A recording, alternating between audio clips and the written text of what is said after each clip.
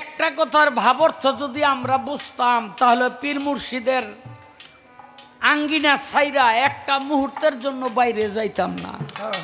আব্দুল কাদের জিলানী পৃথিবীতে আসার আগে চুরি করেছিল। কি চুরি করলো?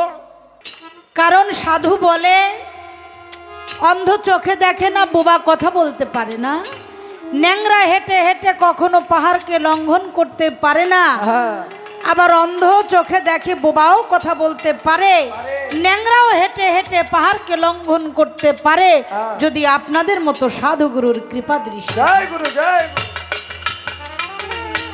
আমরা ধুনাই শাহ বাবার দরবারে এসেছি তার গুণগান করার জন্য। এমন একটি মেলা, এখানে এসে শুনলাম এই মেলাটা প্রায় ৩-৪ বছর পর্যন্ত এটা বন্ধ ছিল, আবার চালু হয়ে গেছে। এটাও মালিকের ইচ্ছা। ধুনাই শাহ বাবার দরবারে ভক্তি শ্রদ্ধা জানাই। যতটুকু সময় আমরা আপনাদের মাঝে আছি, আল্লাহ আল্লাহ রসুল, আল্লাহর ওলিগণ, পীর মাশায়েখদের যেন গুণগান করতে করতে আমাদের সময়টা পার হয়। দেখেন, শ্রদ্ধা জানাই, ভক্তি জানাই, সম্মান জানাই আমার শ্রদ্ধা ভাজন শাহ আলম সরকার সাহেবকে, আমার হুজুর পাক সকলেই বলি সাল্লাল্লাহু আলাইহি ওয়াসাল্লাম। তার একটি পবিত্র নাচ রাখলেন, আমরা অনেকগুলো মূল্যবান কথা শুনেছি। যে কথাগুলো কোনো বান্দা যদি কর্ণ দিয়ে শ্রবণ করে অন্তরে ধারণ করতে পারে, আমার রসুলের মোহাব্বত কারো দিলের মধ্যে জাগ্রত করতে পারে, তার মানব জন্মটা ধন্য হয়ে যাইতে পারে।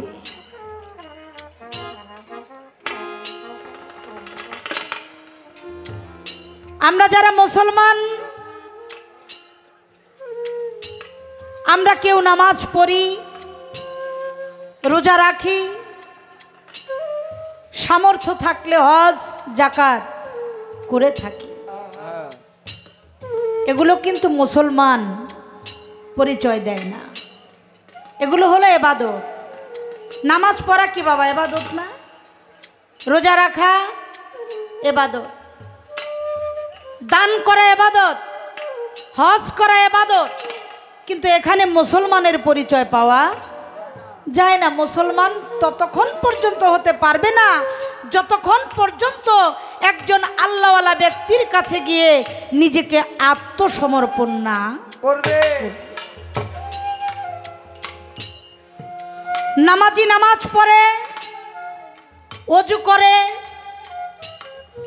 জায়নামাজ বিছায়, জায়নামাজের দোয়া পাঠ করে,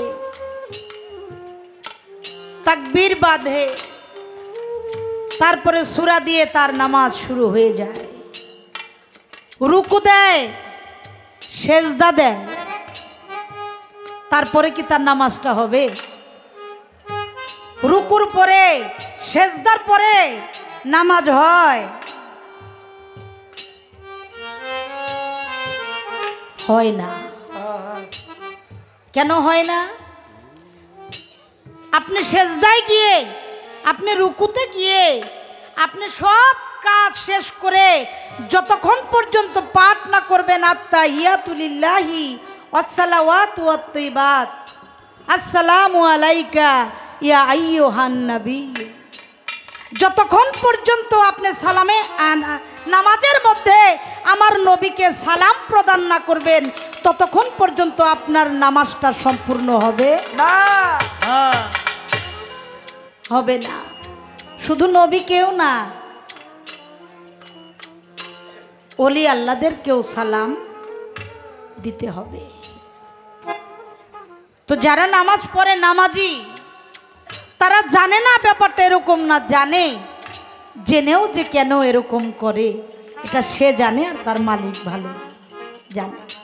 আমার আল্লাহ পাক বলেছেন, আমি যার দিলের মধ্যে মোহর মেরে দিয়েছি ও কখনো অলি পর্যায়ের, কখনো অলি আল্লাহ তার ভাগ্যে তার নসিবে জুটবে না, জুটবে না।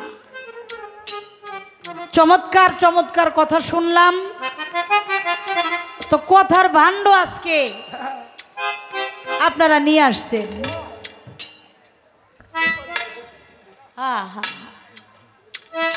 কথার ভাণ্ড আপনারা ওই চ্যানেল 8 এটার মধ্যে গোপাল ভাঁড় দেখেন না, কথার রাজা। তো গোপাল ভাঁড়ের ছোট ভাই, উনিও গোপাল ভাঁড়ের চাইতে কোনো অংশে কম।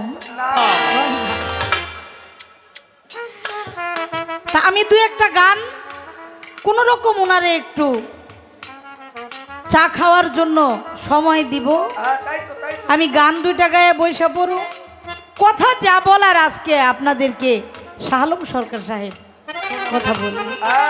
আমি গান গায়ে মানুষ রাখতে পারি না, আর এই কথা কয়ে মানুষ বসায় রাখে, এটাও মালিকের একটা কৃপা। অবশ্যই অবশ্যই, তাই না? তারপরে আমার কথা তো বাদই দেন, বাংলাদেশে কত কত বাউল শিল্পী মেয়েরা তার সাথে গান করে, তারা দেখতে তো অনেক সুন্দরী, অনেক সুন্দরী, দেখেছেন না?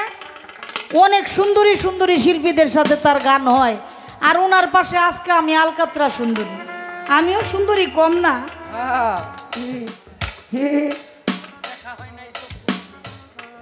না আমি তো এটা বুঝলাম, গল্প একটা দিয়ে আমার দিকে চায় কয়, আরে আমার পাশে রুমা সরকার আছে, থাকলে তো আমি গল্পই কইতাম। হ্যাঁ, যখন বায়না রাখছে তখন আর জানে নাই কার লগে গান, যাকে একভাবে না একভাবে নজরে পড়ছি, তো না পড়লেই কি করতাম। তাই তো শুকরিয়া জানাই যে আপনার নজরে আমি পড়ছি, আর আপনার নজরে থাকলে আমি এটা বিশ্বাস করি, আমি কিছু পারি বা না পারি, আজকে রাত্রের জন্য আমি অনেক কিছু শিখতে পারব, এটা আমি বিশ্বাস করি। আমাকে দিয়েছেন আমার খাজা গরিব নওয়াজ হিন্দে ওলি, তার জীবনী একটি গানের মাধ্যমে আমি চেষ্টা করব আমার হযরত বড় পীর আব্দুল কাদের জিলানী রহমতুল্লাহ আলাই বাবাজানের জীবনী ধরে কিছু আলাপ আলোচনা করার জন্য।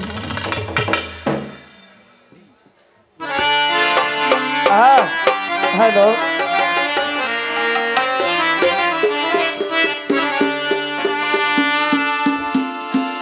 হ্যালো,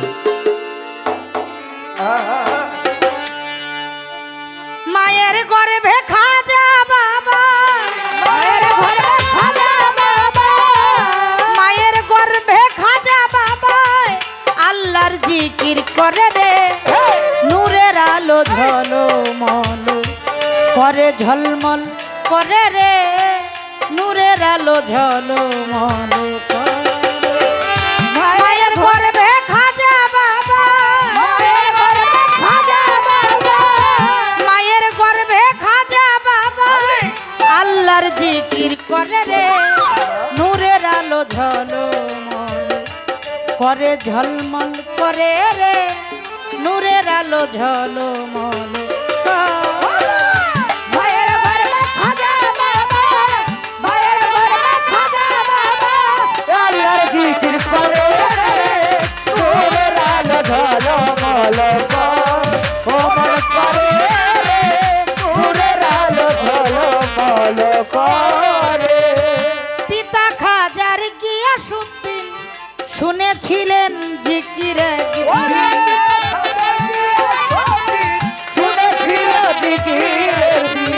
পিতা খাজার গিয়াসউদ্দিন শুনেছিলেন জিকির একদিন, লা ইলাহা ইল্লাল্লাহ ধ্বনি, লা ইলাহা ইল্লাল্লাহ ধ্বনি, মারহাবা মারহাবা রে, নূরের আলো ঝলমল করে, ঝলমল করে রে, নূরের আলো ঝলমল করে।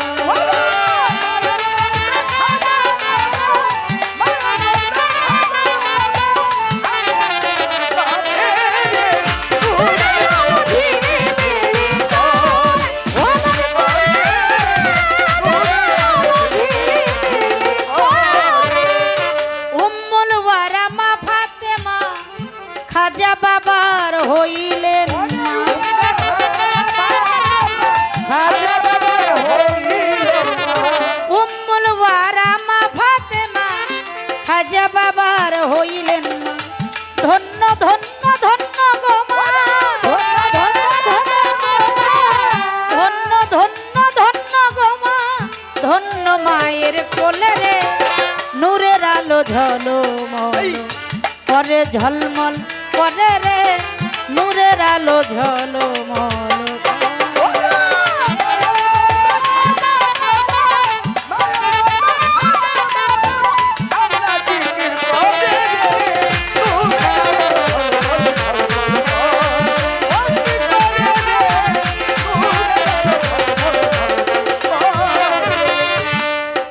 হাজার বুকে বেলায়েতের ধ্বনি মুখে শাহাদাতের বাণী,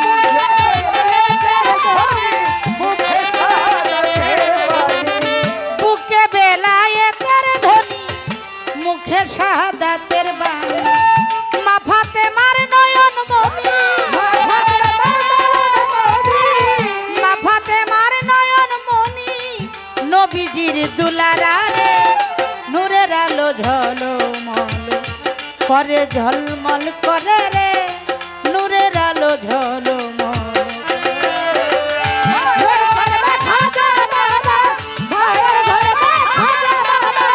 আল্লাহর জিকির করে নূরের আলো ঝলমল ও মন করে নূরের আলো ঝলমল করে। দয়াল খাজা তাই রাসূল ফুটাইল ইসলামের ফুল,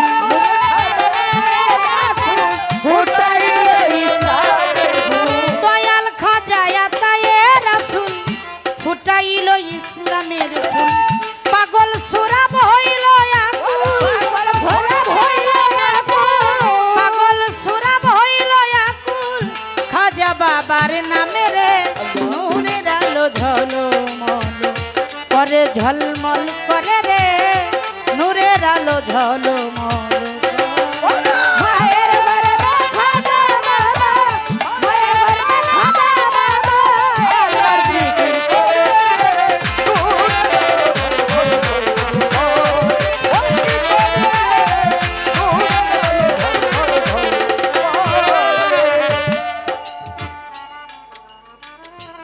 মহাজনী গানটি আমি রাখিয়া বারণ, জীবনী ধরিয়া কিছু করব আলাপ আলোচনা।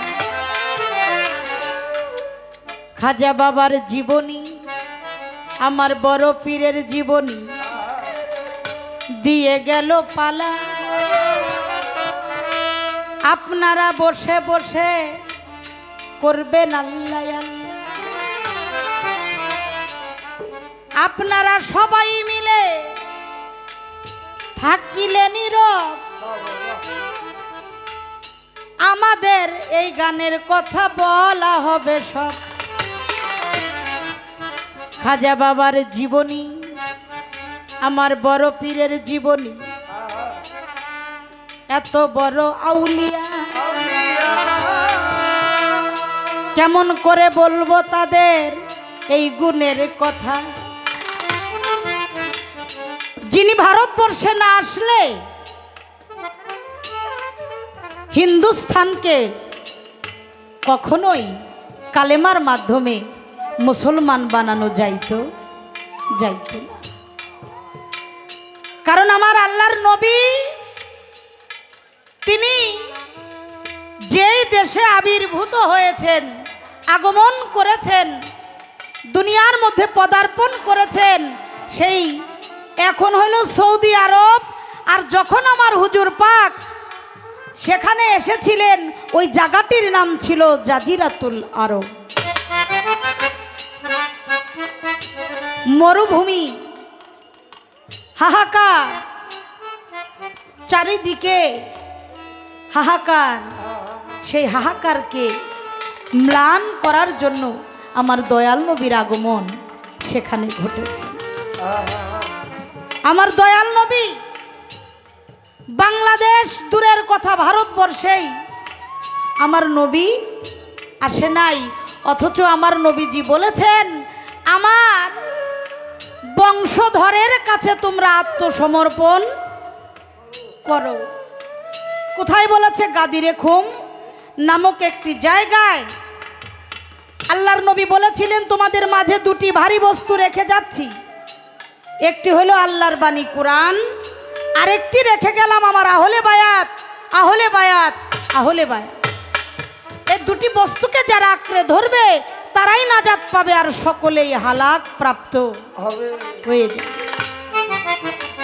আমার সেই নবীজির আদেশ ক্রমে আমার খাজা গরিব নেওয়াজ আজ ভারতবর্ষে হিন্দুস্থানে এসে ঘাঁটি করেছেন, যেই জায়গাটির নাম হয়েছেন আজমি শরীফ। আমি শুনলাম আমার শ্রদ্ধাভাজন শাহ আলম সরকার সাহেব সেই আজমিরে গিয়ে নিজেকে আত্মসমর্পণ করে মুসলমান হয়েছে। সকলেই বলি সুবহানাল্লাহ। আমার দয়াল নবীজির বহুত কথা আমরা শুনলাম। দেখেন নবীকে আল্লাহ কত মর্যাদা দিয়েছেন। আমার নবী জপে লা ইলাহা ইল্লাল্লাহ, লা ইলাহা ইল্লাল্লাহ, লা ইলাহা ইল্লাল্লাহ। আর আমার আল্লাহ নিজেই জপে মুহাম্মাদুর রাসূলুল্লাহ সাল্লাল্লাহু আলাইহি ওয়াসাল্লাম। নবী জপে লা ইলাহা ইল্লাল্লাহ, নাই কোনো মাবুদ এক ইলাহা আল্লাহ ব্যতীত। আর আমার আল্লাহ বলছে মুহাম্মাদুর রাসূলুল্লাহ, আমি সাক্ষ্য দিচ্ছি মুহাম্মদ আমার প্রেরিত রাসূল।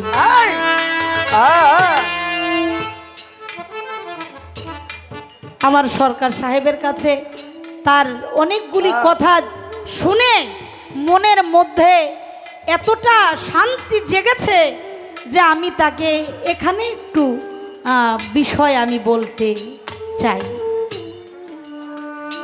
আল্লাহ বলেছেন, আমার রসুল বলেছেন আল্লাহ ব্যতীত কোনো মাবুদ নাই। আর আল্লাহ বলেছেন আমি সাক্ষ্য দিচ্ছি মুহাম্মদ আমার প্রেরিত রসুল। আমার একটু জানার দরকার, আমরা যে পাঠ করি লা ইলাহা ইল্লাল্লাহ মুহাম্মাদুর রাসূলুল্লাহ সাল্লাল্লাহু আলাইহি ওয়াসাল্লাম, আমরা কি দেখে সাক্ষ্য দিচ্ছি? আমরা কি দেখে এই সাক্ষ্যটা দিব? এটা আপনার কথাগুলো থেকে আমার মনের মধ্যে কৌতূহল জেগেছে। আপনার কাছ থেকে একটু জানার বোঝার জন্য আমাদেরকে একটু বোঝাবেন।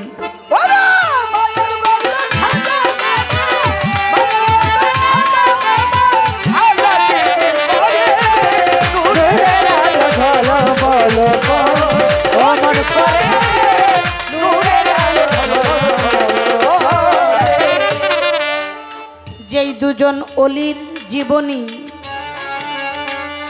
সেই জীবনী ধরে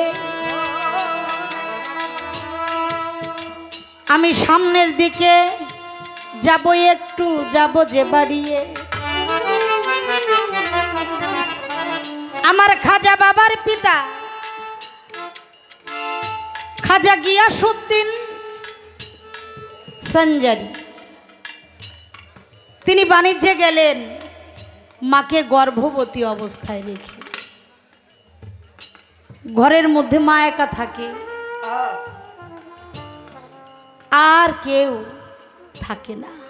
বাবা যাওয়ার সময় বলে গেছে তুমি সাবধানে থেকো, যেহেতু তুমি একজন গর্ভবতী নারী, তোমার হাঁটা চলা কোনো জায়গায় যাওয়া আসা যদি করো একটু সাবধানেই তুমি করো। বাবা গিয়াসউদ্দিন গেল বাণিজ্যে, মা জননী রইলেন পরে, রইলেন একা ঘরে। মা জননী একা থাকে ঘরের ভিতরে,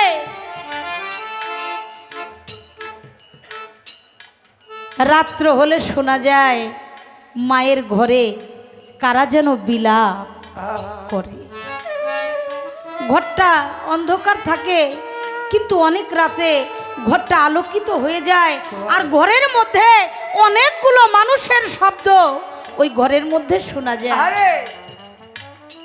গ্রামবাসী, আপনারা গ্রামের মানুষ, গ্রামের বিষয়টা ভালো বুঝেন।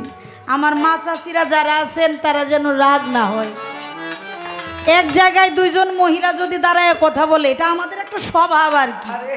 আরেকজন যদি মনে করেন আমার মতো কেউ দেখে ভাবে আমার কথাই নিশ্চয়ই কিছু ওরা কইতাছে দুইজন মিলে আমার কথা না কইলেও কোনো না কোনো একটা বিষয় এখানে কইতাছে হচ্ছে। ঢাকার শহর এমন কোনো অলিগলি নাই, জায়গা নাই যেখানে সিসি ক্যামেরা নাই, তাই না বাবা? আর দেশ গ্রামের জন্য আমার মা চাষিকে উপরে কোনো সিসি ক্যামেরা সরকার নির্ধারিত করে নাই, সত্য কথা। নাই। তো মায়েরা বলে ঘটনা কি, এই ঘরের মধ্যে এত আলো হয়, কথা হয়, অথচ গিয়াসউদ্দিন সানজারি নাই, উম্মুল ওয়ারা আছে, উনি কার সাথে কথা বলে? বাবা কথা কিন্তু উড়ে গাছের আগা দিয়া। এই কথাগুলো অনেক খারাপ ভাবে আকৃতি নিয়ে বাবা গিয়াসউদ্দিনের কানে গিয়ে পৌঁছে গেছে যে ওনার স্ত্রী ভালো না, ঘরের মধ্যে পরপুরুষ নিয়ে রাত্রেবেলা চলাফেরা করে। হ্যাঁ, এই বিষয়টা খুবই খারাপ। বাবা গিয়াসউদ্দিন এই কথা শুনে বাণিজ্য ছেড়ে দিয়ে উনি চলে এসেছেন নিজের গ্রামে। বলে এখন যাওয়া যাবে না। কেন যাওয়া যাবে না? মানুষ যা কিছু বলে এমনিই বলে না, কারণ কি, যদি কিছু রটে তার কিছু না কিছু বটে। তো যদি বটে থাকে, আমি আজকে রাতে উম্মুল ওয়ারার ঘরে গিয়ে দেখবো তিনি ওই রাতে কি জানি কি করে। বাবার সন্ধ্যা হলো, রাত হলো, আস্তে আস্তে ঘরের কাছে যায়, যায় দেখে কোনো সারা শব্দ নাই। বাবা ওখানে দাঁড়ায়, এখন তো কোনো শব্দ নাই, তাহলে যাওয়া যাবে না, একটু পরেই যাই। রাত্র যখন অধিক হলো, মা উম্মুল ওয়ারার ঘরে দেখে ঘরটা অন্ধকার ছিল, গেল রৌশনী। ঘরের মধ্যে দেখে কি যেন কি শব্দ শোনা যায়। বাবা কয় এই তো সময় হয়ে গেছে, কারণ মানুষ যা কয় তা মিথ্যা নয়। বাবা ঘরের কপাট খুলে ঘরের মধ্যে যায়, দেখে মা ঠিকই ঘুমায় রইছে, কিন্তু মায়ের গর্ভে যে সন্তান, এই গর্ভ থেকে আলো হয়ে সারাটা ঘর রৌশনময় হয়ে গেছে। সকলেই বলি সুবহানাল্লাহ। আর ধ্বনি হচ্ছে, সেই ঘরের মধ্যে জিকির হচ্ছে, জিকিরের ধ্বনিতে সারাটা ঘর যেন কম্পনময় হচ্ছে, ভূমিকম্পের মতো থরথর করে ঘরটা কাঁপছে। বাবা বলে ঘটনা কি, এই গর্ভে তো সাধারণ কোনো সন্তান নাই। মা উম্মুল ওয়ারাকে ডেকে বলেছেন, আমি তোমাকে সন্দেহ করেছিলাম, আমাকে তুমি ক্ষমা করে দাও। তোমার গর্ভে যে জবরদস্ত একজন আল্লাহর ওলি আছে, এটা আমার বুঝ হয়ে গেছে। আমি খুশি হয়ে তোমার একটি নাম রাখলাম, সেই নামটি হলো মাহিনুর। আমার আল্লাহ আমার নবীকে কেউ আঘাত দিলে আমার আল্লাহ কষ্ট পায়, তেমনি আল্লাহ পাক পবিত্র কুরআন শরীফে ঘোষণা করেছেন, আমার বন্ধুদের সাথে, আমার ওলিদের সাথে যারা অন্যায় করে, যারা বেয়াদবি করে, আমি আল্লাহ তাদের সাথে জিহাদ ঘোষণা করি। সেই ওলিদের জীবনী, কত ওলিদের দরবার ভাঙা হচ্ছে, বুকটা চিরে যায়, কিছুই বলতে পারি না। যাই হোক, আমার বড় পীর আউলিয়া, আমার খাজা গরিব নওয়াজ আউলিয়া, তারা শুধু মায়ের গর্ভে থেকে নয়, তারা সৃষ্টি জগৎ থেকেই আউলিয়া হয়ে দুনিয়ার মধ্যে এসেছে। আমি একটু জানতে চাই আমার সরকারেরও কাছে, আশা রাখি জবাব করবেন দাঁড়াইয়া আসরে। আমার বড় পীর আব্দুল কাদের জিলানী রহমতুল্লিল আলাইহি, তিনি দুনিয়ার মধ্যে আসে নাই, আসার আগেই কোন মার ঘরে উনি কিছু একটা চুরি করছেন। আমার একটু জানার বিষয়, উনি কি চুরি করেছিলেন, এই চুরির কি কোনো সাজা হয়েছিলেন, আর এই চুরি করে উনি কি পেয়েছেন? তাই তো তাই তো, চোরের সাজা হয় না? অবশ্যই হয়। এখানে যদি কেউ একটা কিছু চুরি করে আর যদি হাতে নাতে ধরা খায়, কি করবেন বাবা? সেই চালাইবো, সেই চালাইবো না। সেই চালাইবো না, খালি টুয়া উড়ে লাইব টুয়া।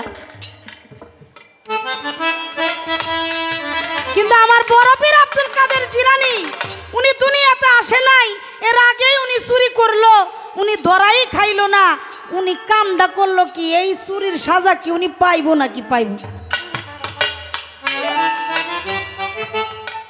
চুরিটা যে করলেন, কি চুরি করলেন, আর যার ঘরে চুরি করলেন তার ঘরে এই সম্পদ কোনোদিনই আসিলও না, হয়ও নাই। এই জিনিস উনি চুরি করছে। জিনিসটা কি চুরি করছে, কি হাসিল করলেন? আমাদের কর্তাপক্ষ থেকে বলা হয়েছে একটা প্রশ্নের বেশি কোনো কথা বলা যাবে না, যাবে না। আমিও এর উপরে যাব না, একটি কথাই রাখলাম সৃষ্টি জগতে, এরপরে সামনে দেখা যাক কি বলা যায়।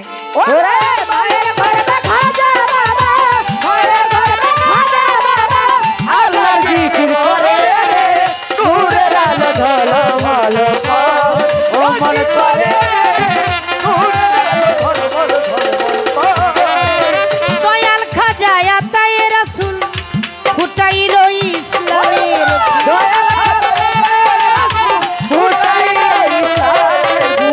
দয়াল খাজা আতায়ে রাসূল ফুটাইল ইসলামের, পাগল সুরাব হইল আকুল,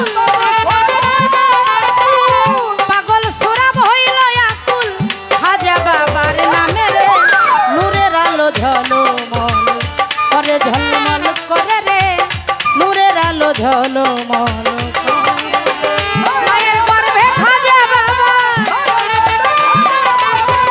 মায়ের গর্ভে খাজা বাবা আল্লাহর জিকির করে রে নূরের আলো ঝলমল। সামনের বাবাগো দেখলে পিছনের বাবাগো দেখি না। আমার অনেক মুরব্বী বাবার আছেন, আমার বেয়াদবি মাফ করবেন, পিছন দিয়ে দাঁড়ানোটা তো যতটুকু পারি আপনাদের জন্য একটু ঘুরে ঘুরেই গাওয়ার চেষ্টা করবো। একটি দরবারি গান আমি রাখবো এখানেই।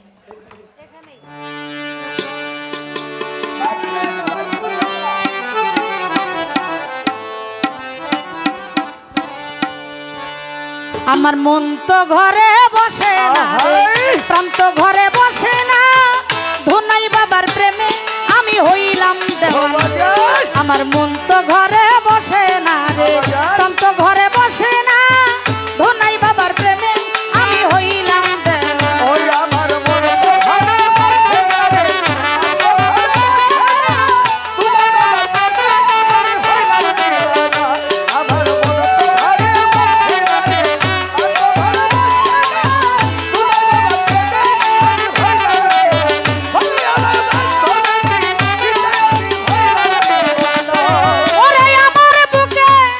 কি যন্ত্রণা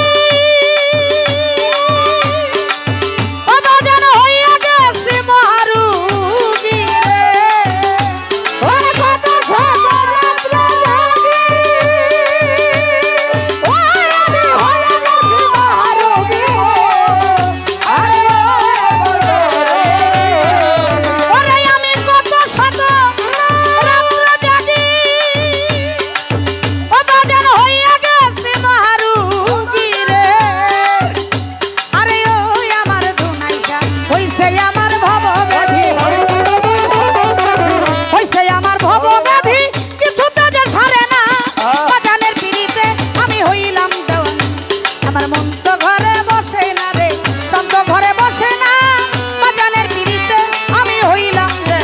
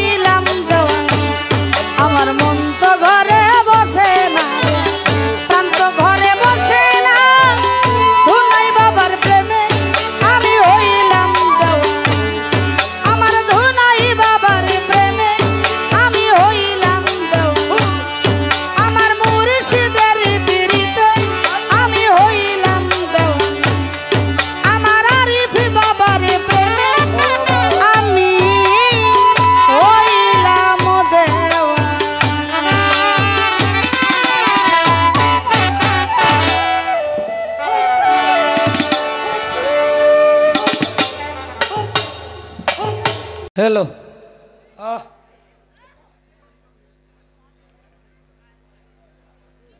রুমা সরকার প্রশ্ন করলেন একটা, কেন কর্তাপক্ষের নির্দেশ একটার বেশি প্রশ্ন করা যাবে না। বড়পীর আব্দুল কাদের জিলানী পৃথিবীতে আসার আগে চুরি করেছিল। কি চুরি করলো? এই একটা প্রশ্ন করতে গিয়া দেখলাম আধা ঘন্টার উপরে শুধু এটার বর্ণনাই দিল।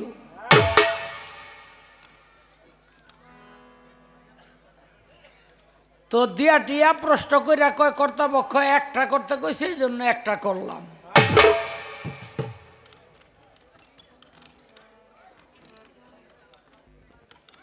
এই এদিকে, এই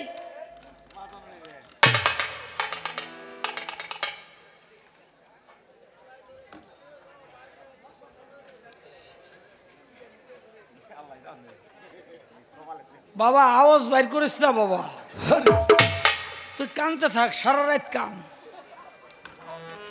আওয়াজ যেন বাইর না হয়।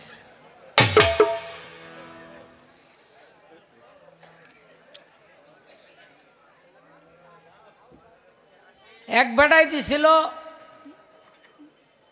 মুলির বেড়া বাঁধতে, তো বলছে কি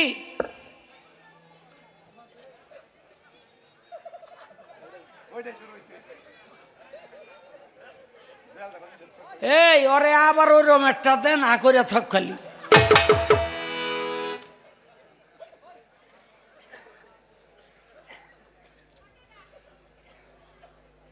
তো কইছে কি ভাই ঘর উড়াইয়া ভাড়া দিমু, তো মুলির বেড়া এমন ভাবে বাইন্দা দিবা যেন এই ধার থেকে চাইলে ওই ধারের কিছু না দেখা যায়, একটু ঘন করে বাইন্দু। তো বেড়ায় 3 দিন পর গেছে বেড়া আনতে চাইয়া দেখে এদিক দিয়া চাইলে এদিক দিয়া সব দেখা যায়। এখানে বেড়া আলারে কয় এই মিয়া তোমারে কইলাম ঘন করে বানতে, তুমি এটা কি করছো? কয় এটাই তো ঘন। 2বার 3বার বলার পর বেড়ায় মনের দুঃখে কয় ঘন এত ফাঁক, ফাঁক না জানি কত ফাঁক।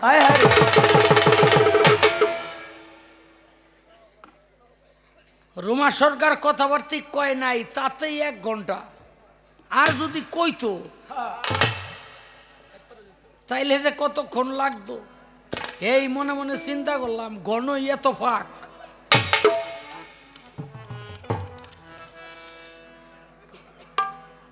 আরেকটা প্রশ্ন তার আছে, আমরা কি দেখে সাক্ষী দিব? ফেরেশতারা তো সাক্ষী দিয়েছিল দেখে, এই যে কলেমা, তো আমরা কি দেখে সাক্ষী দিব? দেখো 5টি স্তম্ভের উপরে এই ইসলাম দাঁড়িয়ে আছে। 5টি স্তম্ভের উপরে ঈমান, নামাজ, রোজা, যাকাত, হজ, ঠিক কিনা?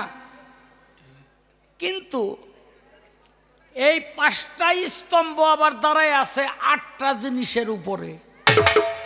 সেই 8টা জিনিস হলো আল্লাহকে না দেখে বিশ্বাস করা, ফেরেশতাদের প্রতি ঈমান আনা, পূর্ববর্তী নবীদের প্রতি ঈমান আনা, হ্যাঁ, আখেরের প্রতি ঈমান আনা, তকদিরের প্রতি ঈমান আনা। ঈমান মানে বিশ্বাস রাখা। তো তার মধ্যে একটা ফেরেশতাদের প্রতিও বিশ্বাস রাখা। এখন কোরআন হাদিস সব জায়গায় যখন আছে ফেরেশতারা সাক্ষী দিছে, তয় তুমি যদি ফেরেশতাদের প্রতি বিশ্বাস না রাখো তাহলে করো না, তাহলে তুমি মুসলমান না, নাকি? আচ্ছা, তো ফেরেশতাদের প্রতি তোমার আমার বিশ্বাস নাই, উচ্চযোগ্য বিশ্বাস দরকার নাই, হ্যাঁ, কিন্তু তুমি আল্লাহর রসুলরে বিশ্বাস করনি। আল্লাহর রসুল যে ঘরে ঘরে প্রচার করছে লা ইলাহা ইল্লাল্লাহু মুহাম্মাদের রাসূলুল্লাহ। নবীর এক চাচা ছিল, নাম ছিল তার আমির হামজা। এই আমির হামজা বনের মধ্যে যেদিন বাঘ শিকার করতে যায় সেদিন একটা ঘটনা ঘটে। এই যে পীরের দরবারে লাল নিশান উড়ায় না, উড়ায়নি? এই লাল নিশান কেন উড়ায় আমরা অনেকেই জানি না। আমার নবী করিম সাল্লাল্লাহু আলাইহি সাল্লাম একদিন এই লাল নিশান উড়াইয়া লাঠির মাথায় বাইন্দা সাফা মারোয়া পাহাড়ের উপরে গিয়ে উঠলেন। তখন এই সাফা মারোয়া পাহাড়, মক্কা বা কাবা ঘরের আশেপাশে এত মানুষজন, এত ঘরবাড়ি ছিল না। আবু জেহেল, আবু লাহাব, উতবা, সায়েবা, আবু সুফিয়ান সব দৌড় বইরা গিয়া উঠছে, এ মোহাম্মদ লাল নিশান টানাইছ কেন? এটা তো বিপদের লক্ষণ। আমার নবী কয়, চাচারা আপনারা আইছেন, আমি যদি বলি পাহাড়ের ওই পার কে আছে কি আছে আপনারা দেখেন না, আমি দুনো পার দেখি, এই পারও দেখি ওই পারও দেখি। আমি যদি বলি ওই পার থেকে একদল সৈনিক আপনাদেরকে হত্যা করার জন্য আসতেছে, আপনারা কি বিশ্বাস করেন? বলে হ করি। বলে কেন?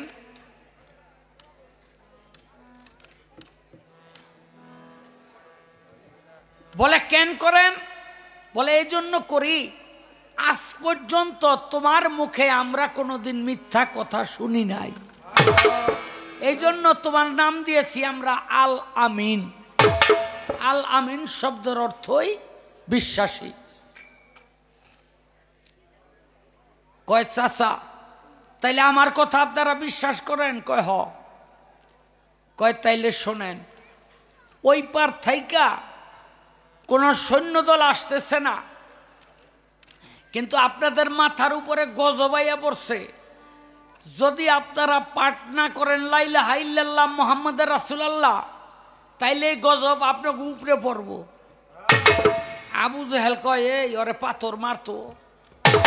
ও এডু কথা বলার জন্য আমাকে এত কষ্ট করাইয়া এই পাহাড়ের উপরে তুলে আনছে। ওই যে দেখেন, সেদিন থেকে লাল নিশান উড়ানো শুরু হইল। আজও যারা নায়েবে রসুল, পীর মুর্শিদ, হ্যাঁ অলিয়া উলিয়া, তাদের দরবারে সেই লাল নিশান আজও উড়ায়। এখন রাসূল কি করলেন? সেই পাথরের আঘাতে রক্তাক্ত হইয়া পাহাড়ের ওই পার পড়ে গেলেন। আর আমির হামজা সেদিন হরিণ শিকার করার জন্য পাহাড়ের ওই পার গেলেন। জঙ্গল ছিল তখন, কিন্তু কোথাও কোনো হরিণ না পেয়ে যখন ফেরত আসে, একটা জায়গার মধ্যে দেখে হরিণ জটলা পাকাইয়া রইছে, ধনুকের মধ্যে তীর জুড়ে দিছে, হরিণকে ঘায়েল করবে। আর পুরা দল আমির হামজার পায়ের মধ্যে এসে পড়ে গেছে। এই আমির হামজা, যতগুলো মন চায় নিয়ে যাও, আল্লাহর রসুলরে সুস্থ করো।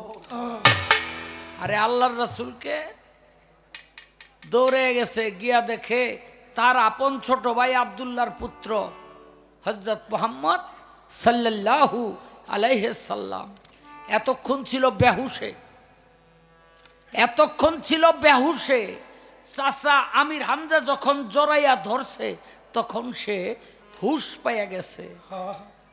আমির হামজা কয়, ভাতিজা তোমার এইভাবে কে মারছে? কয় আবু জেহেল।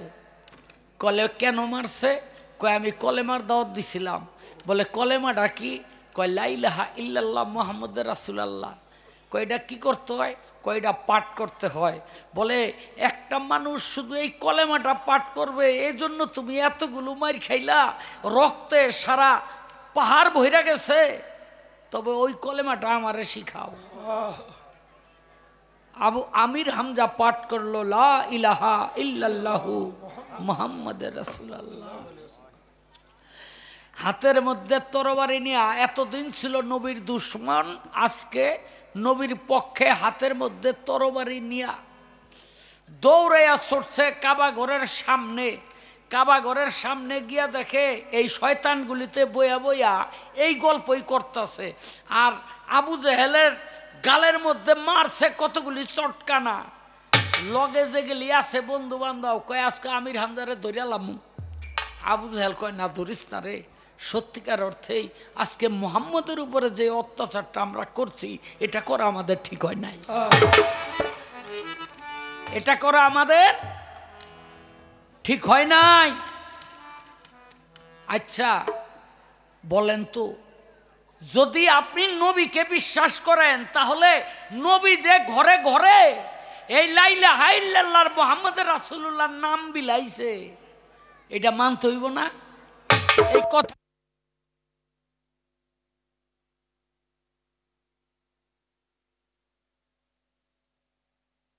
কেউ বাজাবি না, তাইলে তার ওই জিনিসটা পরিষ্কার হয়ে গেল। হ্যাঁ, ওই জিনিসটা পরিষ্কার হয়ে গেল। কেন আমরা না দেখেও সাক্ষী দিব? এটার নামই প্রেম, এটার নামই বিশ্বাস।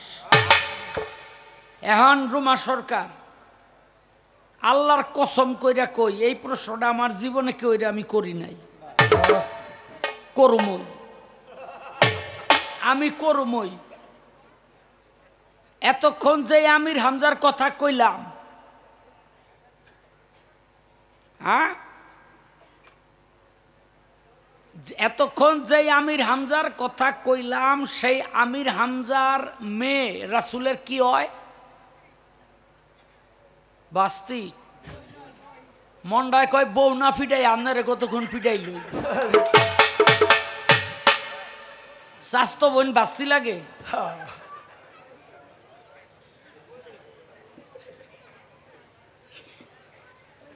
লাগে হইল চাচাতো বোন। আমির হামজা যদি চাচা হয় তাহলে তার মেয়ে কি হয়? চাচাতো বোন। ইসলামের চাচাতো বোন বিয়ে করা জায়েজ না না জায়েজ? জায়েজ, তাই না?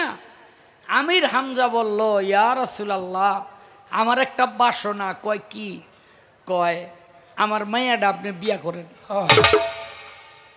তখন হইল আরবের মধ্যে এখনো বহু বিয়ে করতে পারতো, বুঝলেন?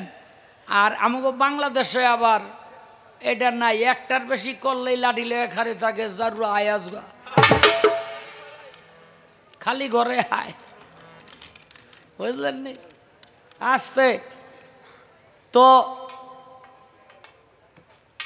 একবার দুইবার তিনবার আমির হামজারে ফেরত দিলেন যে না, আপনার মেয়ে আপনার মেয়েটাকে আমি বিয়ে করব না। কয় আমার মেয়েটাকে তুমি বিয়ে করবা না কেন? তখন আমার নবী করিম সাল্লাল্লাহু আলাইহি ওয়াসাল্লাম কইল যে আপনার মেয়ে আমার মা লাগে। এখন আমার প্রশ্ন হইল, স্বাস্থ্য বোন নবীর মা হয় কেমনে? এটা খালি আমার একটু খুঁজে বাদ করতে পারছে।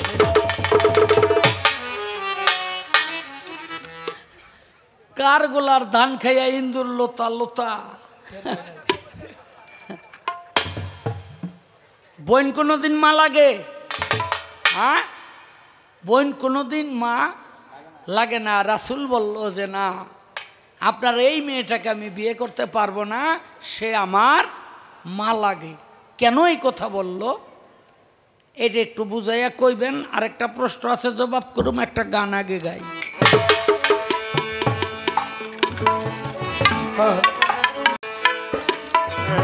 ওরে নামের বলে উজান চলে, নামের তরি ডুবে না। নামের বলে উজান চলে, নামের তরি ডুবে না। নামের বলে উজান চলে, নামের তরি ডুবে না। গুণ বৈঠা লাগে না নামে গাউছেলা মাওলানা। গুণ বৈঠা লাগে না নামে গাউছেলা মাওলানা। ও পীরের নামের বলে উজান চলে, নামের তরি ডুবে না। ওরে নামের বলে উজান চলে, নামের তরি ডুবে না। গুণ বৈঠা লাগে না নামে গাউছেলা মাওলানা। গুণ বৈঠা লাগে না নামে গাউছেলা মাওলানা।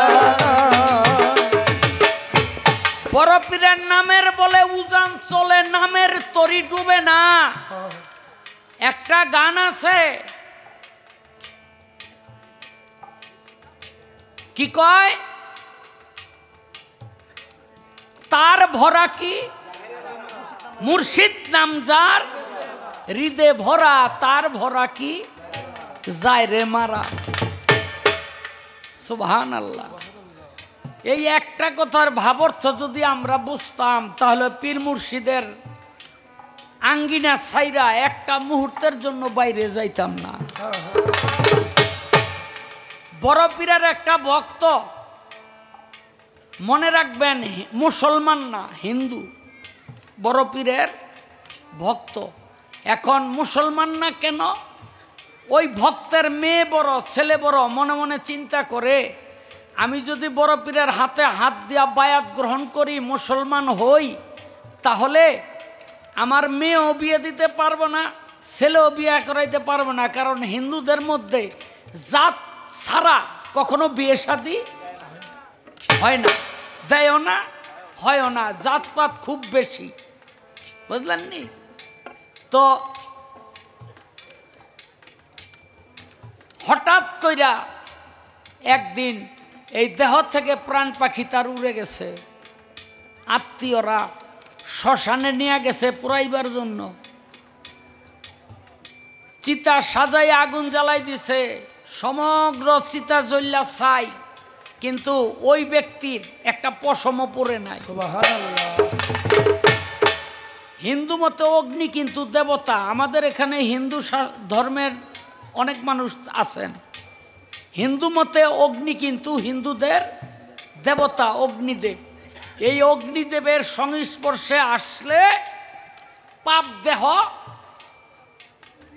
পুরে ছাই হয়ে যায়, আর তার সাথে পাপও পড়ে, তাতে সে হয়ে যায় স্বর্গবাসী। এই জন্য লেখে স্বর্গীয় অমুক। হ্যাঁ, কিন্তু দেবতায় তারে সই না।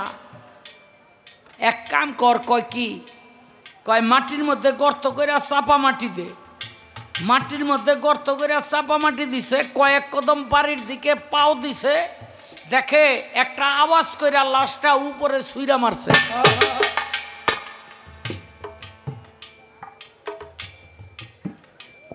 আত্মীয়রা কয় বাবা রে বাবা, আগুনে সই না, মাটিতেও লয় না, ওর এক কাম কর, নদীতে ফালাই দে। দিছে ফালাইয়া নদীতে। লাশ নদীতে ফালাই দিলে সঙ্গে সঙ্গে ওইটা তলাইয়া যায়। 3-4 দিন পরে পেটটা ফুইলা ভাইসা ওঠে। এই যে আমাদের এখানে বীর মুক্তিযোদ্ধার সভাপতি, উনি জানেন। এই জন্য মুক্তিযোদ্ধারা যে সমস্ত রাজাকার আর মিলিটারি মারত, এগুলির পেটটারে ফাইরা এরপরে নদীতে ফালাই দিত, ওইটার জীবনও বাঁচত না।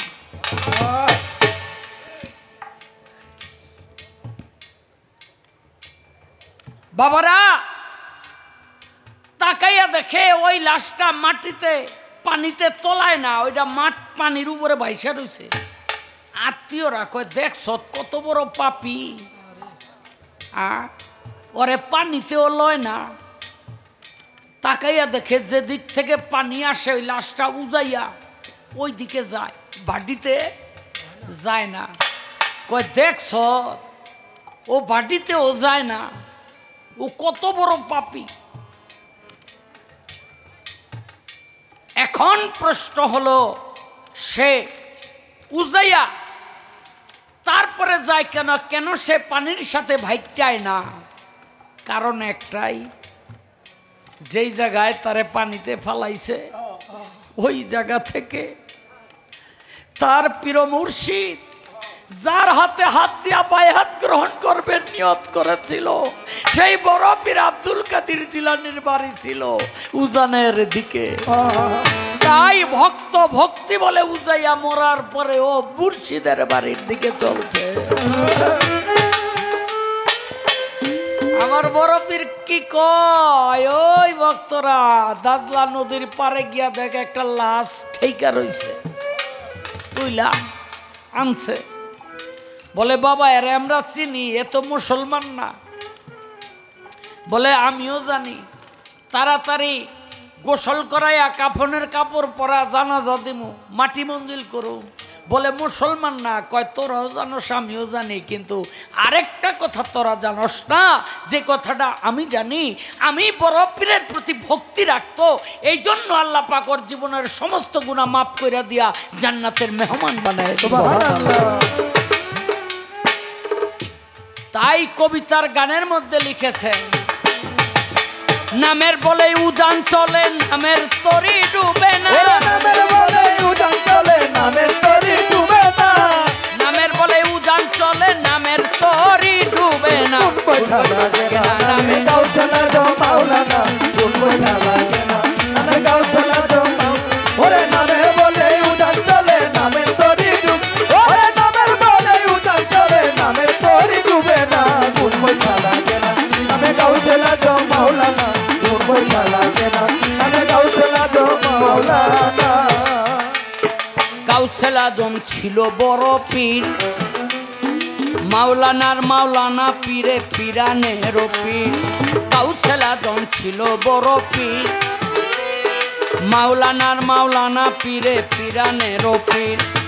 আবু সালে জঙ্গি মুসা ছিল পীরের বাবা, ইমাম হাসানের বংশ মার হাবা আবু সালে জঙ্গি মুসা ছিল পীরের বাবা ইমাম হাসানের বংশ মার হাবা ইমাম হোসেনের বংশে ছিল পীরের মা হযরত সৈয়দ উম্মুল খায়ের ফাতেমা ইমাম হোসেনের বংশে ছিল পীরের মা হযরত সৈয়দ উম্মুল খায়ের ফাতেমা যেমন বাবা তেমন ইমাম মুমিনার মুমিনা যেমন বাবা তেমন ইমাম মুমিনার মুমিনা যেমন বাবা তেমন ইমাম মুমিনার মুমিনা কোন পয়সা লাগে না গাউসলা জো মাওলানা কোন পয়সা লাগে না নামে গাউসলা জো পীরের নামের বলে উড়ান চলে নামে তোরি ওরে নামের বলে উড়ান চলে নামে তোরি ডুবে না কোন পয়সা লাগে নামে গাউসলা জো মাওলানা কোন পয়সা লাগে না নামে গাউসলা জো মাওলানা 471 হিজরিতে জন্ম নিল বড় পীর পহেলা রোজাতে জন্ম নিয়াই 30 রোজা করিলেন পালন মাতৃগর্ভে কোরআন হাফেজ গাউসেলা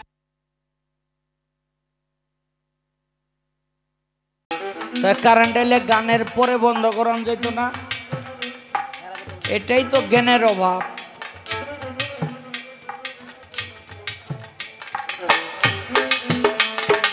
471 হিজরিতে জন্ম নিল বড় পীর পহেলা রোজাতে জন্ম নিয়াই 30 রোজা করিলেন পালন মাতৃগর্ভে কোরআন হাফেজ গাউসেল আজম আমার বড় পীরের প্রেমিক যারা দুনিয়াতে হয় জীবনে মরণে তাদের থাকিবে না ভয় বড় পীরের প্রেমিক যারা দুনিয়াতে হয় জীবনে মরণে তাদের থাকিবে না ভয় এই কথা বড় পীর কয় সাক্ষী আছে রাব্বানা এই কথা বড় পীর কয় সাক্ষী আছে রাব্বানা এই কথা বড় পীর কয় সাক্ষী আছে রাব্বানা পয়সা লাগে না নামে গাউসলা জো মাওলানা কোন পয়সা লাগে না নামে গাউসলা জো মাওলানা পীরের নামের বলে উড়ান চলে নামে তোরি ও পীরের নামের বলে উড়ান চলে নামে তোরি ডুবে না কোন পয়সা লাগে নামে গাউসলা জো মাওলানা কোন পয়সা লাগে না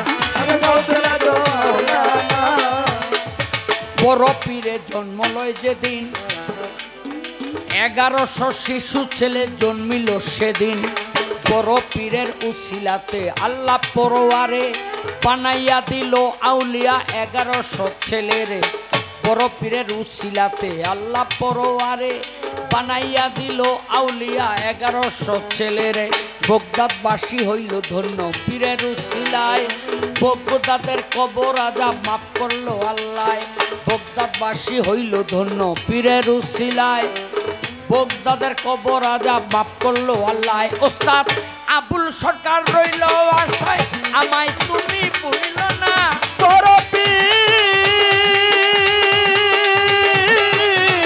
বড় পীর ও গো বড় পীর ওস্তাদ আবুল সরকার রইল আশায় আমায় তুমি ভুলিল ওরে না আবুল সরকার হইল আশায় আমায় তুমি ভুইলো না আবুল সরকার রইল আশায় আমায় তুমি ভুলিল না কোন পয়সা লাগে না নামে গাউসলা জো মাওলানা কোন পয়সা লাগে না নামে গাউসলা জো মাওলানা নামের বলে উড়ান চলে নামে তোরি ও পীরের নামের বলে উড়ান চলে নামে তোরি ডুবে না কোন পয়সা লাগে না নামে গাউসলা জো মাওলানা কোন পয়সা লাগে না নামে গাউসলা জো মাওলানা কোন পয়সা লাগে না নামে গাউসলা জো মাওলানা বিশ্বব্যাপিয়া তোমারও ছবি রেখেছ যদি আঁকিয়া বিশ্বব্যাপিয়া তোমারও ছবি রেখেছ যদি আঁকিয়া তবু কেন তোমার কালিমা রাশি তবু কেন তোমার কালিমা রাশি তবু কেন তোমার কালিমা রাশি রয় না মম গায়ে মাখিয়া আয় বিশ্বব্যাপিয়া তোমার ছবি রেখেছো যদি আঁকিয়া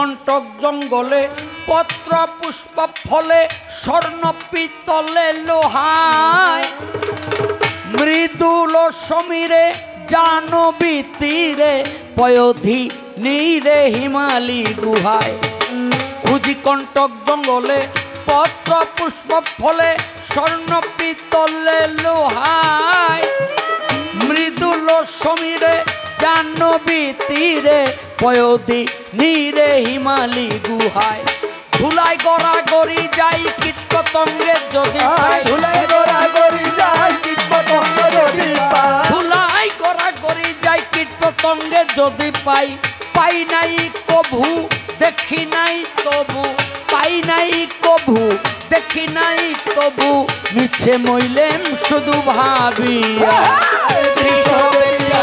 তোমার ছবি লিখেছো যদি রাখিয়া বিশ্বদেবিয়া তোমার ছবি লিখেছো যদি রাখিয়া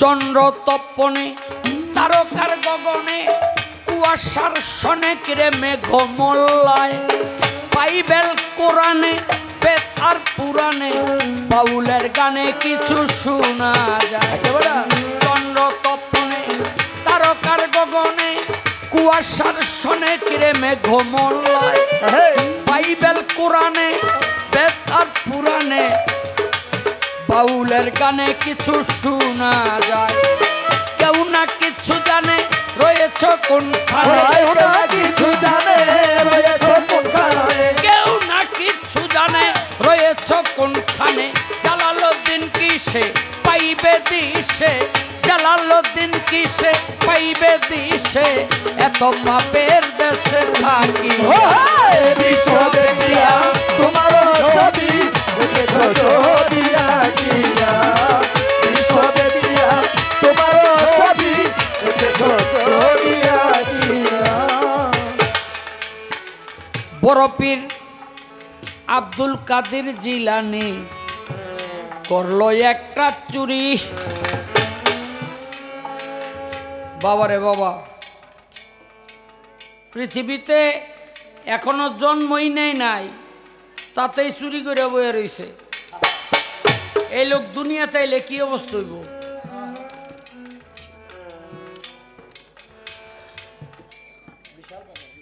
একদিন আয়েশা সিদ্দিকা কয় ইয়া রাসূলুল্লাহ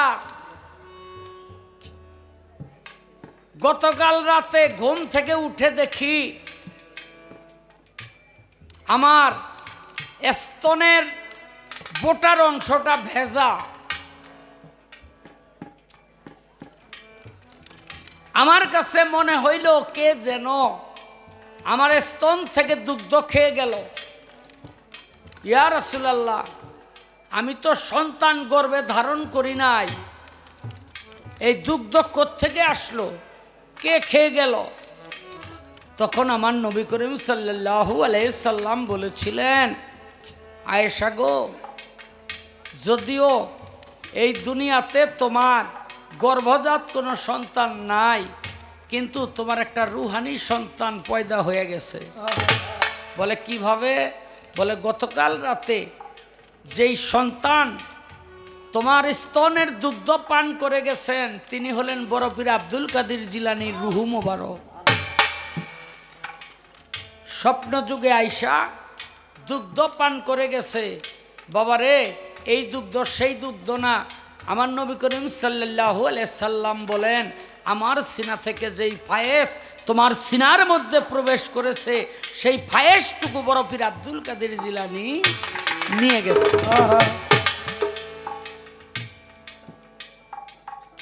কি কইতাম রে ভাই অনেকে তো পিরলি গাউস কুতুব বিশ্বাসই করে না হ্যাঁ বড় পীরের বাড়িতে এক চোরাই গিয়া মানে কথাটা বলার উদ্দেশ্য এটা সিনার থেকে আবার সিনায় যায় কেমনে এক চোর সারা জনম চুরি করছে কিন্তু এখনকার মতো এত টাকা পয়সা যে একটা কামবাড়ি দিলে ৫-৬ মাস খাইতে পারবো এরম ছিল না আগের যারা চোর দু একজন থাকলে কইতে পারবেন নীতি চুরি করতে বাইরে তৈতো আরে ভাই আমার তো স্বাধীনতার আগে জন্ম, আমি জানি চোরেরা নীতি চুরি করতে পারি তো। কারণ এই মনে করেন এই বাতের ফেললা, ওই পায়খানার লোডা, বুঝলেন নি, ওই লাঙ্গল এই চুরি করি আর কয় টাকা পায়। একেবারে বড় জোর গরু ওই নিতে গেলে রিক্স হয়ে যায়, কারণ গরু তো আটে না, বুঝলেন নি। ধরা মরিয়া যাইলে গরু মরু কম ধরতো, এই লোডা মোটা চুরি করিয়া। তো এরম একটা চোর। আবার দেখবেন আমার কথা হাসান আমিসা মিলে দেখবেন, দেখবেন আগে চোর ধরা পড়লে এই চিনা যাইতো না এটা কার ফোলা। কেন 20 গ্রাম 30 গ্রাম দূরেতে আইতো। কারণটা কি, যদি ধরা পড়ে তাহলে তো মানিজ্য যাইব। কি চাও, এটা রুমা সরকারের বলা। আরে এটা একটা কথার কথা আর কি, বুঝলেন। তো ওই চোরাই 20 গ্রাম দূরেতে গেছে বড়বীরের বাড়িতে চুরি করতে। বড়বীর যে আল্লাহর ওলি ও তো আর জানে না, আগে তো চুরি করতো আন্দাজে। মাটির ঘর পিরা খুঁজদা, ভিতর দা পিস দা ডুইকা কল্লাটা বাড়াইয়া দেহে। হায় হায় ভুল করে লাইছি, এই বেটার মতো মেসকিন আর জগতে নাই। এখানে বড়বীর ইশারা দিয়া কয়, কিরে বাবা আইছিলি কেন? চোরাই মনে মনে কয়, যদি কই চুরি করতে আইছিলাম তাহলে আড্ডি ভেঙ্গে লাইব। বুদ্ধি কইরা কয়, বাবা আইছিলাম আপনার কাছে মুড়ি দনের লেগে। কয় তো যাস গাছে, কয় আপনি নামাজ পড়তেছেন কালকে সকালে মনে। বড়বীর কয়, বাবা যেই পরিশ্রম কইরা তুই ঢুকছ, আরে এত বড় মুড়িদ আমি কেমনে মুড়িদ না কইরা সারি।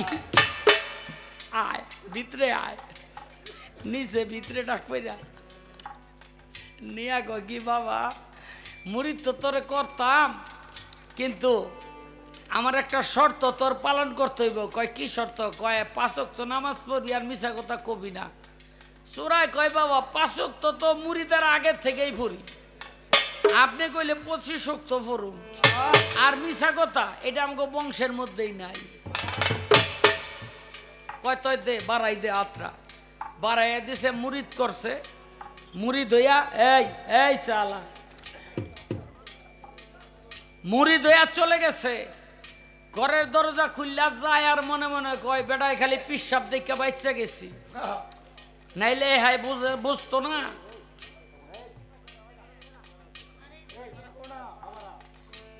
যে মাটির ঘরের পিড়া খুঁজতে আমি ঢুকছি,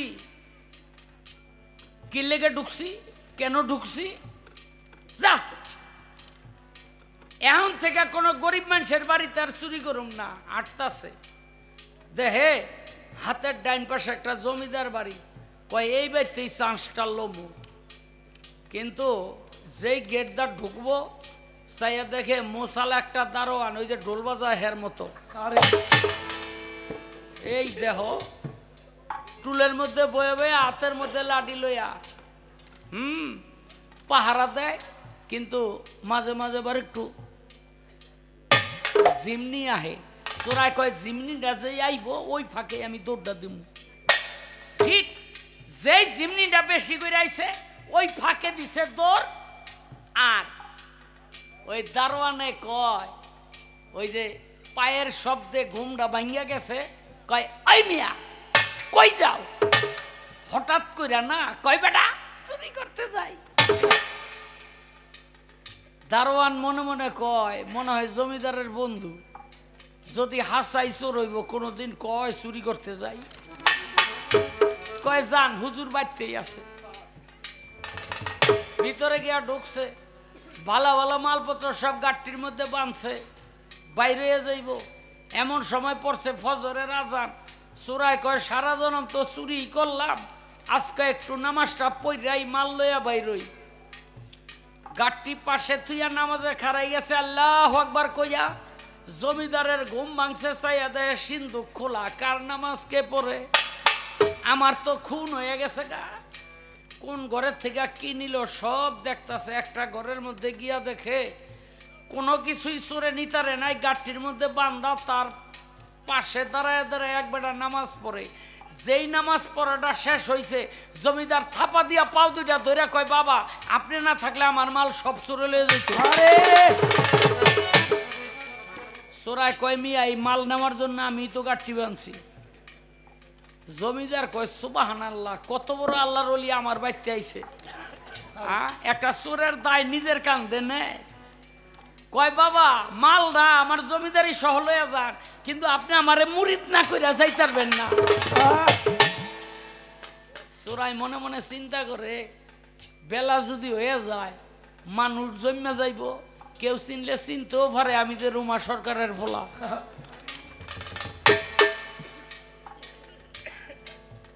কয় দুইটা শর্ত আছে। কয় কি? কয় মিছা কথা কবি না আর 5 ওয়াক্ত নামাজ পড়বি। কয় বাবা আপনি যা কন। কয় হাত বাড়াই দিছে। হ্যাঁ হাত বাড়াই দিছে, মুরিদ করছে। মুরিদ টুরিদ কইরা ও হইলো তাড়াতাড়ি ওখান থেকে ভাগদাছে, কারণ বেলা উঠলে চিন্না যাব না কেউ কেউ। কি আটতে আটতে মনের খেলে বড়বীরের বাড়িতে গেছে গা। বড়বীর কয় বাবা আবার আইসত কেন? কয় কইতারি না। কয় আমি আসলে তো একটা চোর। বড়বীর কয় আমি তো জানতাম। কয় ওই যে জমিদারে মুরিদ করলাম। কয় এইটাও জানতাম। কয় আমি তো পিন না। কয় এইটাও জানি। কয় তাইলে আমি যে মুরিদ করলাম। কয় বাবা রে আমার বুকে বুক মিলাইয়া যখন তোরে টান দিয়া বুকের মধ্যে নিছিলাম, তখন আমি এলমে লাধুন্নি জারি করে দিয়েছি, তুই টের পাস নাই। এখন তোর মধ্যে মিথ্যা বাহির হয় না। আমার সিনার কারণে, সিনা থেকে এলমে লাদুন্নি পেয়ে যাওয়ার কারণে এখন তুই আল্লাহর ওলি হয়ে গেছিস। তুই আল্লাহর আরশ মহল্লার মধ্যে তাকাইয়া দেখ, তোর নামটা আউলিয়ার খাতায় আল্লাহ পাক লিখে নিয়েছে। তাইলে যারা কামেল তারা এই সিনা থেকে সিনায় এলমে লাদুন্নি দিয়ে আল্লাহর ওলি বানাই দিতে পারে।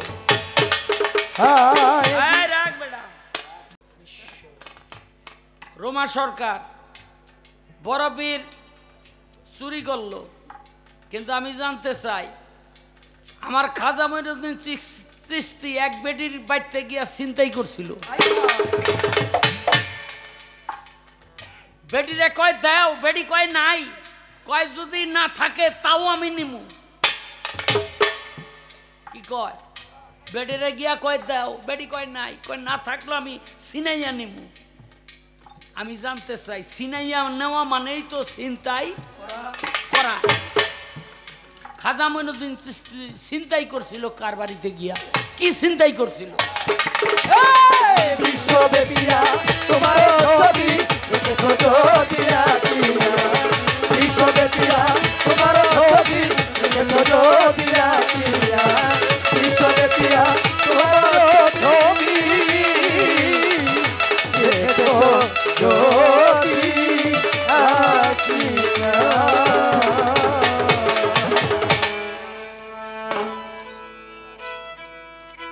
ও আমি করি নাই, করিতে পারি নাই। ও আমি করি নাই, করিতে পারি না। ও আমি করি নাই, করিতে পারি নাই। পিতা মাতার খেদমত করিও আমার উম্মত। ও করিও আমার উম্মত। ও আমি করি নাই, করিতে পারি না। ও আমি করি নাই, করিতে পারি না। পিতা মাতা করিও আমার করিও আমার জন্মের আগে পিতা মরেছে, মাতা মরেছে শিশুকালে। ওরে উম্মত আমি এতিম এ নিখিলে। জন্মের আগে পিতা মরেছে, মা মরেছে শিশুকালে।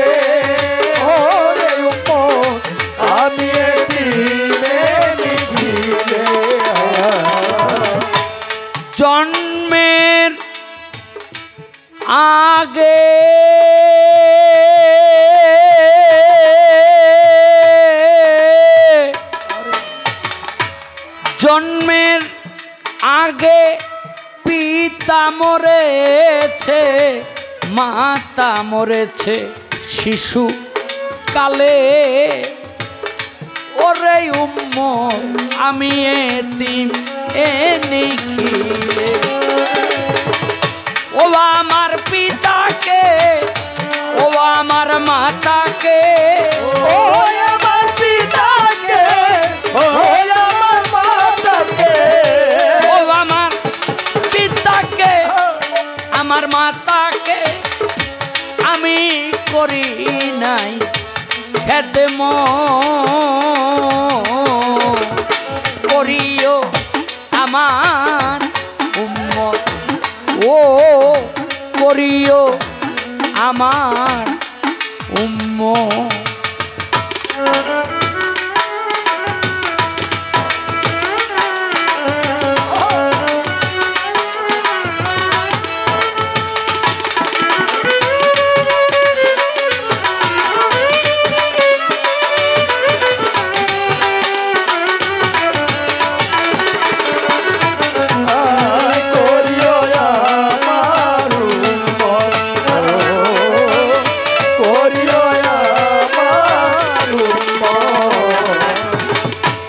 বাবাকে মানুষ কাবা জানিও, মদিনা জানিও মাকে। ওরে মানুষ বাঁচিয়া যদি থাকে, বাবাকে তোমার বাবা জানিও, মদিনা জানিও মাকে। যদি গো বাবা দিয়া থাকে, বাবাকে তোমরা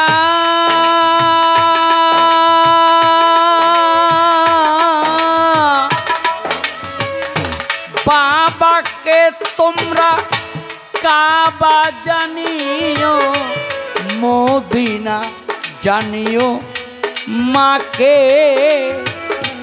ওরে মানুষ বাঁচিয়া যদি থাকে,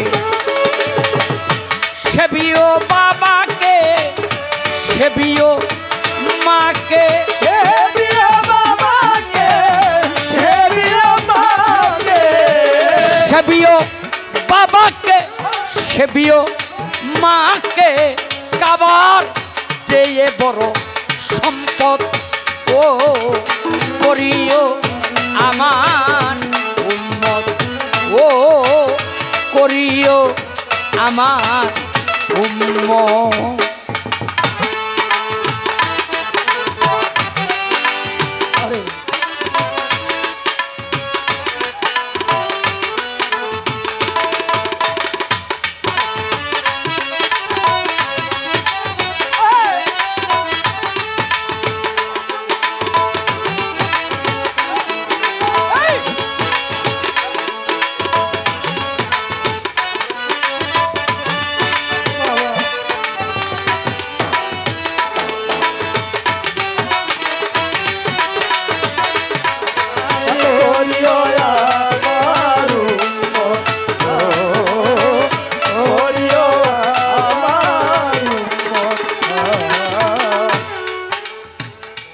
মায়েরও মুখেতে বাবারও মুখেতে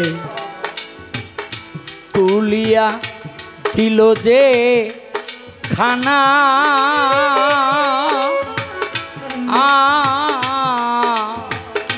সেখানা পায়রা বানা।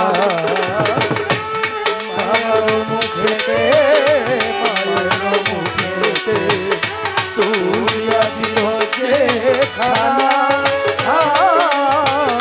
সেখানা পায়রা বানা। মায়ের মুখেতে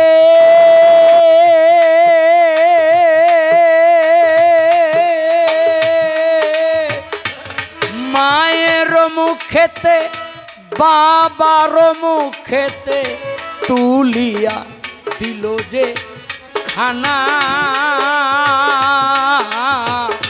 সেখানা পায়রা বানা শাহ আলম সরকার বলে তাই দরকার শাহ আলম সরকার বলে তাই দরকার শাহ আলম সরকার বলে তাই দরকার পিতা মাতার নেক বরকত ও করিও আমার উম্মত ও করিও আমার উম্মত ও করিও আমার উম্মত ও আমি করি নাই করিতে পারি নাই ও আমি করি নাই করিতে পারি না ও আমি করি নাই করিতে পারি নাই পিতা মাতার খেতে